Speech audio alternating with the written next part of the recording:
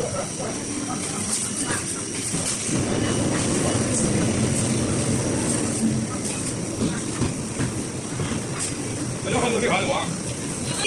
bell pepper, 1.97.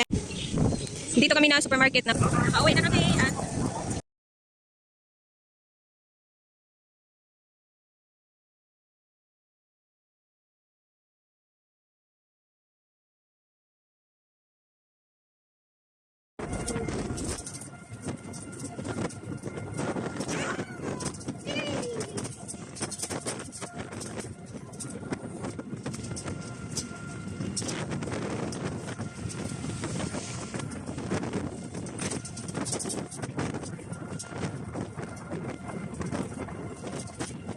Hello guys, welcome back to my channel. So for today's video ay pupunta pala kami sa may supermarket dito sa China. Mamili kami ng gulay at yung mga karne. So tingnan natin kung anong masasabi nyo, more ba or mahaling mga presyo ng mga gulay at mga karne nila dito. So ayun guys, 30 minutes din tong biyahe namin papuntang bayan from bahay nila ng husband ko. So ayun, nag-e-bike lang kami yung sasakyan namin. hi, say hi. Say hi, Ivan. Say hi.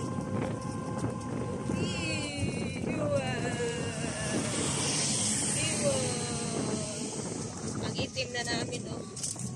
Sobrang itim kasi di pa tapos yung summer dito. Ang pilit-pilit nila dito.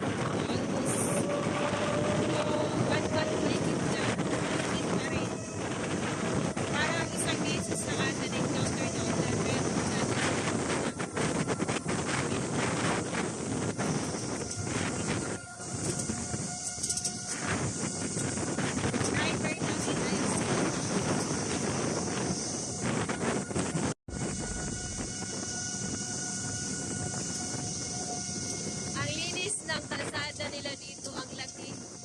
Ayan, probinsya lang to siya, pero ang laki ng kalsada nila. Tapos ang linis, ang linis ng kalsada nila.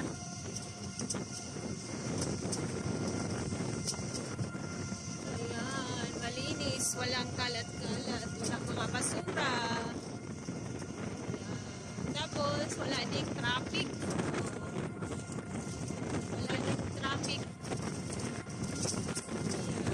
Ito yung magandang mag-biyahe kasi walang traffic.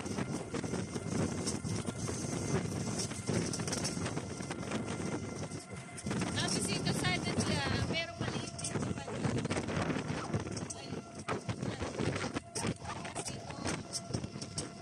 Hindi ka nagmamadali, pwede ka dadaan doon or naka-e-bike ka na motor, pwede ka doon.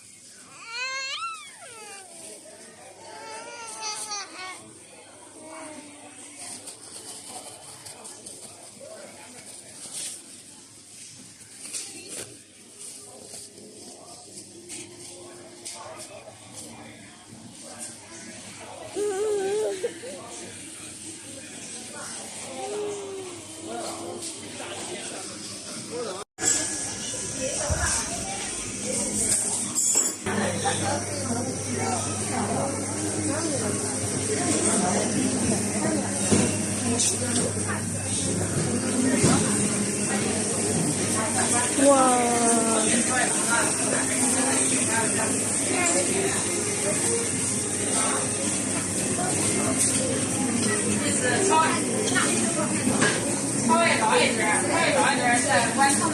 Wow! This time we can put a 715 I want to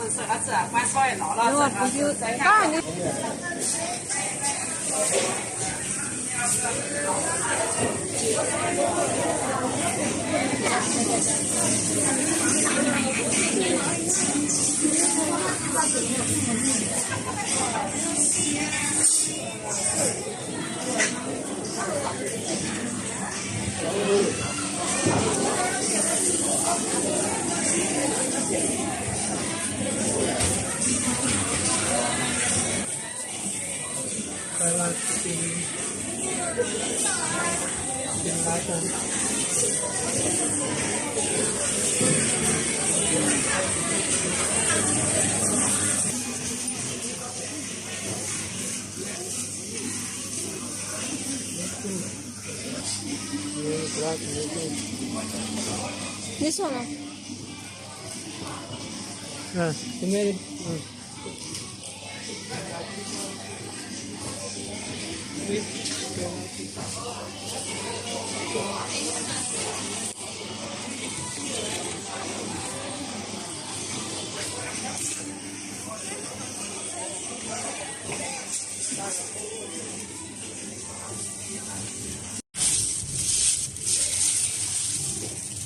Ito, tag 2.81. So, ano to siya? Pang almusal namin. Parang shakoy siya.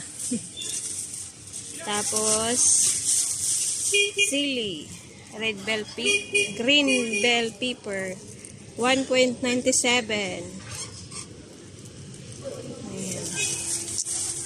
Tapos,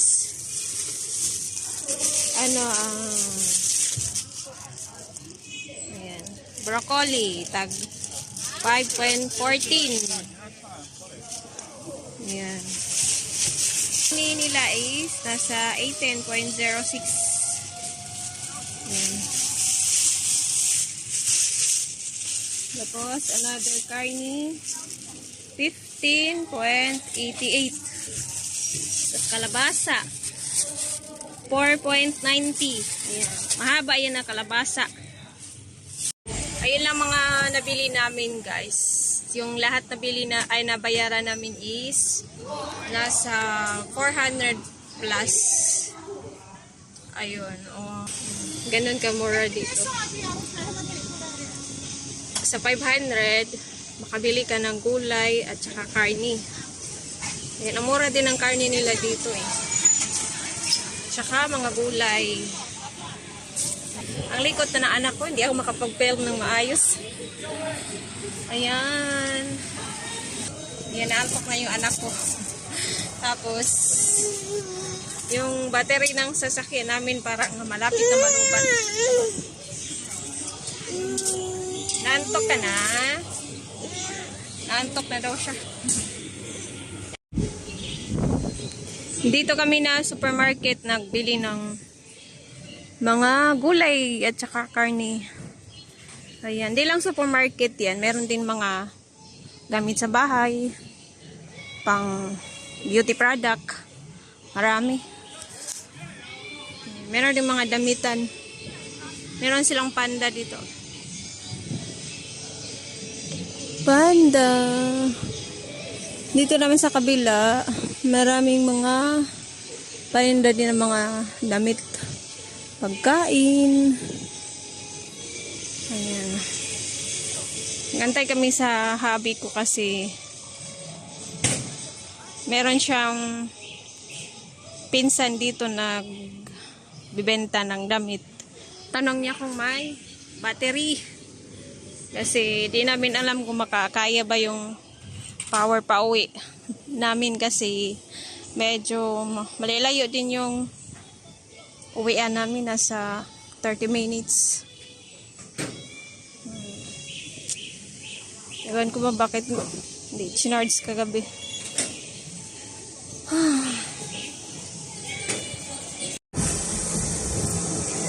So, ayun guys. Nakauwi na kami at iba na yung sasakyan namin pauwi. Kasi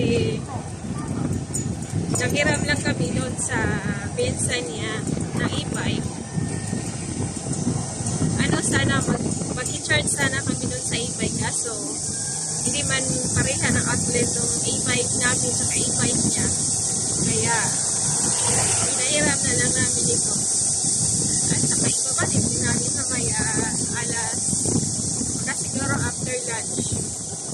Kasi baka gamitin yung last na pag-alis. Yata naka-charge na gabi. Yan, nakapunta si Iva. Uy, ma'am.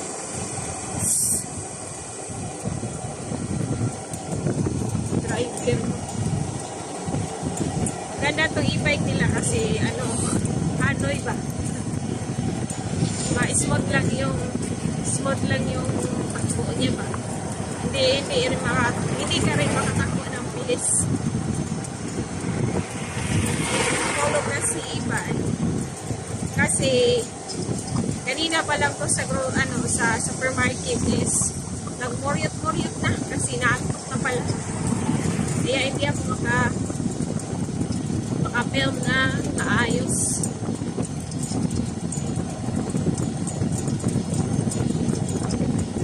Aircon to sasakyan namin, mahagin. Ayun lang.